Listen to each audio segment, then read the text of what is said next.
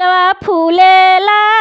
अयोध्या में गकुला में धमशिला गकुला में धमशिला हो लालना कवन फुलवा फुलेला गानावा कोशिला रानी के आचर कोशिला रानी के आचर बेल फुलवा फुलेला अयोध्या में गकुला में धमशिला हो लालना ओढ़ौल फुलवा फुलेला गानावा कोशिला रानी के आचर कोशिला रानी के आचर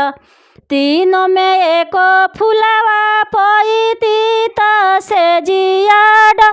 सही तीनों हो लालना दूनों ही प्राणी मिली सोईती गर्भ रही जई ते गर्भ रही जई एक ओरे सुते राजा दशरथ एक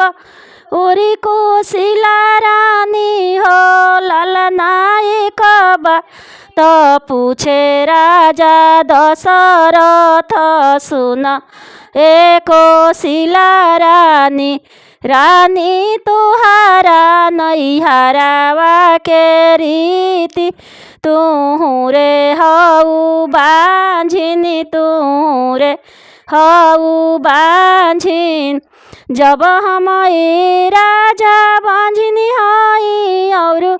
नीर बांझिनी हई हो राजा कोई लना दोसर बियाह सुमित्रा घरवा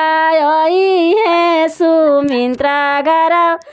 जब हम एक ओरे सुते राजा दशरथ एक ओरी सुमित्रा रानी हो लालना एक बात पूछे राजा दशरथ सुनाए सुमित्रा रानी सुनाए ए रानी तुहारा नैहरावा के रीति तू रे हऊ बांझिनी तू रे हऊ बांझी जब हम राजा बांझिनी हई और नीर बांझिनी हई हो राजा कैली नाती सर बियाह के कैया घरवा आई है के कैया घरवा आई एक ओरे सुते राजा दशरथ एक ओरे के कैया रानी हो लालना एक बात पूछे राजा दशरथ सुन के कैया रानी सुन के कैया रानी रानी तुहारा नैहरावा के रीति तू रे हऊ बांझिनी तू रे हऊ जब हम राजा बांझिनी हई और नीर बांझिनी हई हो राजा ले आव धतुरा के जरिया रगरी हम पीसबी रगरी हम पीसबी पहिल जरिया पिएली कोशिला रानी दूसरे सुमित्रा रानी हो लालना सिली धोई पिया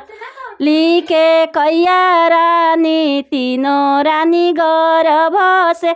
तीनों रानी गर्भ कोशिला के भैले राजा रामचंद्र सुमित्रा के